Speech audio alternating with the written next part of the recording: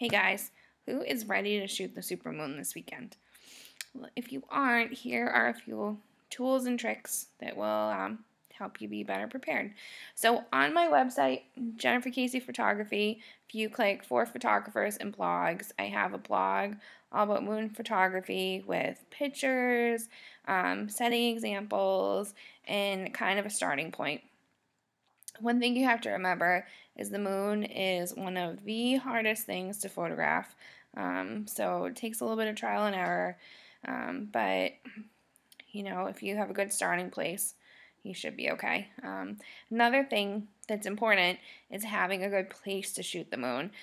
You can't just go outside. I mean, you could, but it might not be the shot you're looking for.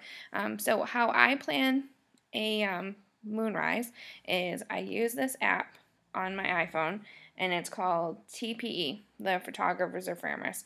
So you can see the little app right here, this guy right here. And this is available on iPhones, Androids, and there's also a desktop version, which you can also find a tutorial for on my YouTube, which the desktop version is free. So that's always great to use. So I'm going to click on TPE, and the first thing I want to do is I want to change the date to make sure it's correct for when I want to shoot. So you can see the date up on the top says July 13th. Maybe I want to go out on the 12th, so I'm going to change the date. So just hit date on the bottom, set date. A lot of this stuff is pretty easy once you're using it. July 12th, hit done. Now here I am on the map, and you can see, if I zoom out, kind of in Annapolis, and what this pin is this would be your location, and then these lines are the lines of the moon or the sun.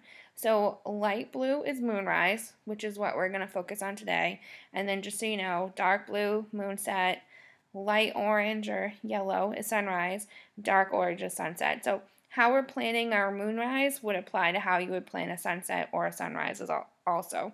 So what I'm going to do is I'm going to search a potential location. So I'm planning on going to Federal Hill in Baltimore, and we'll see if I can find it.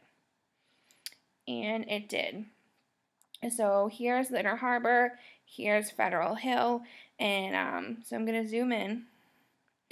And here is the top of Federal Hill, and I've been here a few times, so I know chances are I'm going to be in this top corner right around here.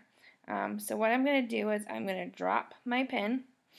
So now I can see that I'm going to have to look out towards where that blue line is. So when I actually zoom out, this is the reason why I picked Federal Hill for Naptone photo, is because I know from standing right there that moon is going to rise over the water, and I'll probably have the domino sign in some of my shots. And we'll just ignore that.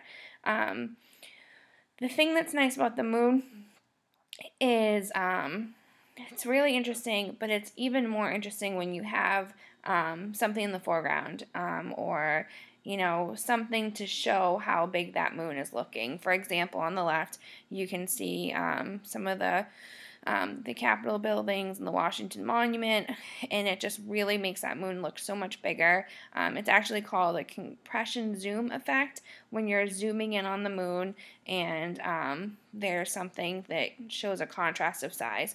So it's really important to take advantage of having good foreground when you're doing a moonrise, and that's where TPE comes in, because you can get a great picture of the moon, but you can get a great picture of any moonrise. So when it's pretty close and it's a moonrise, take advantage of TPE. So another thing you can do is you can, while you're out shooting, you can click this one in the middle, and it's going to find your location. So here we are at home, and I know that there's all this junk in my way, so that's not really going to work.